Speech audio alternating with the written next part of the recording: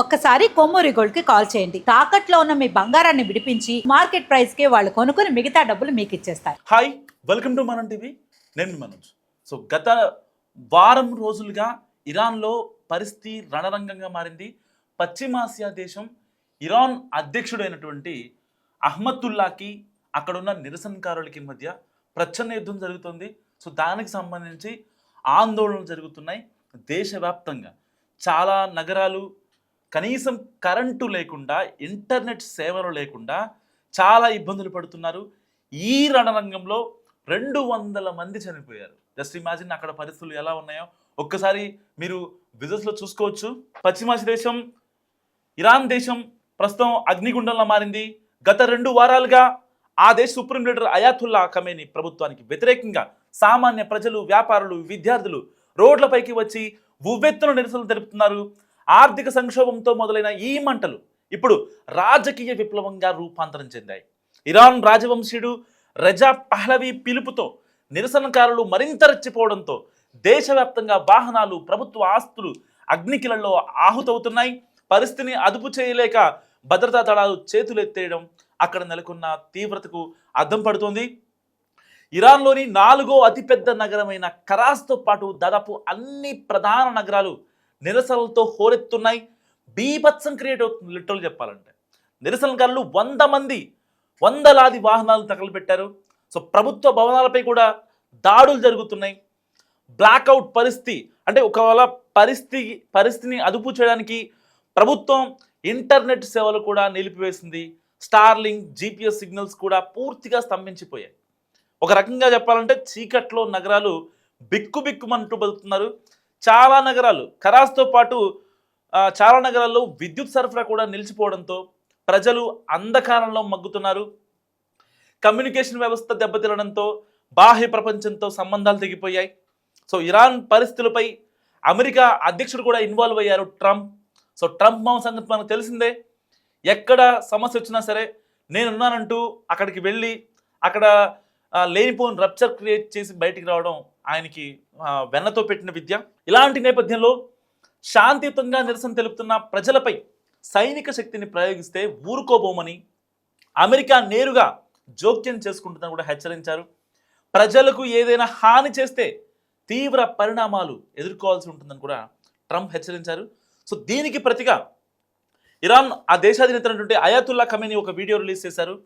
అమెరికాను అహంకార పాలనగా అభివర్ణిస్తూ చరిత్రలో నిరంకుశలందరూ పతనాన్ని చూశారని, ట్రంప్ కూడా అదే బాటలో ఉన్నారని మండిపడ్డారు. వాషింగ్టన్ కావాలనే ఇరాన్లో అశాంతిని క్రియేట్ చేస్తుందని కూడా ఆయన ఆరోపించారు.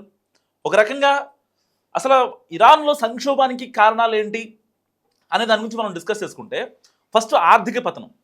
కేవలం అమెరికా, యూరోపియన్ దేశాల కఠిన ఆంక్షల వల్ల ఇరాన్ ఆర్థిక వ్యవస్థ కుప్పకూలింది. అండ్ కరెన్సీ సంక్షోభం కూడా 2025లోనే ఇరాన్ కరెన్సీ విలువ డాలర్తో పోలిస్తే సగానికి పడిపోయింది. అండ్ డిసెంబర్ నాటికి ద్రవ్యోల్బణం 42% చేరడంతో సామాన్యులు తినడానికి తిండి లేక అల్లాడుతున్నారు. లిటరల్లీ పాకిస్తాన్. సో ఆ యుద్ధ ప్రభావం గత జూన్లో ఇజ్రాయిల్తో జరిపిన 12 రోజుల యుద్ధం వల్ల దేశ వనరులన్నీ నాశనం అయిపోయాయి. సో ఆ యుద్ధ ప్రభావం కావచ్చు, ఇటు కరెన్సీ సంక్షోభం కావచ్చు, ఆర్థిక పతనం కావచ్చు, అంటే మళ్ళీ ఈ నిరుద్యోగం, ఇటు ధరల పెరుగుదల, ఇవన్నీ యుద్ధ ప్రభావాలు, లేకపోతే GDP తగ్గిపోవడం, ఇలాంటివన్నీ జరిగితే వెంటనే ధరల పెరుగుదల ఉంటుంది కదా. సో విదేశీ దిగుమతులపై ఆధారపడే వ్యాపారాలు మూతపట్టడం, బయట నుంచి వచ్చేది ఏం లేదు, సెల్ఫ్ సస్టైన్ కంట్రీ, ఏమన్నా బయటికి పంపిద్దామా ఆ పరిస్థితి లేదు, ఎవరు మేము ఇనిషియేషన్ తీసుకుంటాం, పలానా బిజినెస్ చేస్తాం, ఇలాంటి క్రైసిస్లో, ఫినాన్షియల్ క్రైసిస్లో ఎవరు కూడా ముందుకు రాని పరిస్థితి. సో నిత్యావసర ధరలు ఆకాశాన్ని తాగడంతో ప్రజల్లో ఆగ్రహం కట్టలు తెచ్చుకుంది ఒకసారిగా.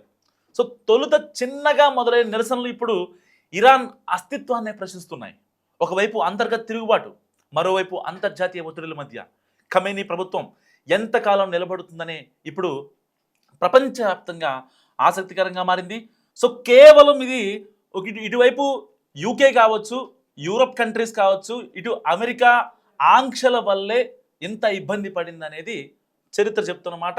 అండ్ ఇప్పటికీ స్టిల్ అక్కడ కొన్ని చట్టాలు ఏవైతే వాళ్ళు మార్చుకోవాల్సింది ఉందో అది మార్చుకోకపోతే ఇంకా ఇబ్బంది పడే అవకాశం ఉంది. నిజంగా ఒక రకంగా నిరసనకారులు అక్కడ ఆందోళనలు ఇన్ని రోజులుగా చేస్తున్నారంటే దాంట్లో అర్థం ఉంది చెప్పాలంటే. ఎందుకంటే ఖమేనీ ప్రభుత్వం అప్పుడు దాదాపుగా 15 రోజులు యుద్ధం జరిగింది ఇజ్రాయెల్తో. అప్పుడే కనుక వీళ్ళకి సంబంధించి అయితే ప్రభుత్వపరమైన ఆంక్షలు కావచ్చు, లేకపోతే కొన్ని మాదక ద్రవ్యాల విషయంలో కావచ్చు, విదేశీ పెట్టుబడుల విషయంలో కావచ్చు, కొన్ని కఠిన ఆంక్షలు తీసుకొని ఉంటే ఇవాళ పరిస్థితి ఇక్కడ దాకా వచ్చేది కాదు. కేవలం ఖమేనీ మీద నిరసనకారులు తిరగబడుతున్నారని చెప్పి ఎలాగైనా సరే ట్రంప్ ఇరాన్ని కూడా ఆక్రమించుకోవాలని చెప్పి రెడీగా ఉన్నాడు. ఒకే ఒక్క రీజన్తో ఇప్పుడు ట్రంప్ రెస్పాండ్ అయ్యాడు. ఏమని? అక్కడ నిరసనకారులను ఏమనొద్దు అంటే అక్కడున్న ఇరాన్ ప్రజలకి ఇండైరెక్ట్గా హింట్ ఇస్తున్నాడు అనమాట, ఖమేనీకి నాకు పడదు అని చెప్పి. సో ఇప్పుడు ఏంటి, అక్కడున్న నిరసనకారులు ఏమనుకుంటారు, సో ట్రంప్ చాలా మంచోడు, మనల్ని సపోర్ట్ చేస్తున్నాడు అనుకుంటారు. ఇక్కడ ఎంతమంది చచ్చిపోతున్నారు, మరి ఆర్థికంగా దేశం పతనమైపోతుంది, దాని వెనకాల ఎంత రప్చర్ క్రియేట్ అవుతుందన్న విషయం అక్కడ ఉన్న నిరసనకారులు తెలియదు. అక్కడ వాళ్ళని ఆందోళనలు నిరసనలు తప్పని కాదు నేను చెప్పేది, కానీ ఇక్కడ దేశమే కూలిపోతుంది కేవలం ట్రంప్ చేస్తున్న పని వల్ల. సో అది మ్యాటర్ అది. సో పశ్చిమాసియా దేశం ఇరాన్ రణరంగంగా మారుతున్న పరిస్థితులపై మీరేమనుకుంటున్నారు? అసలు అక్కడ ఎందుకు ఇలాంటి దౌర్భాగ్యమైన పరిస్థితి వచ్చింది అనుకుంటున్నారో మస్ట్ కామెంట్ చేయండి. చూస్తున్నాండి మనం టీవీ.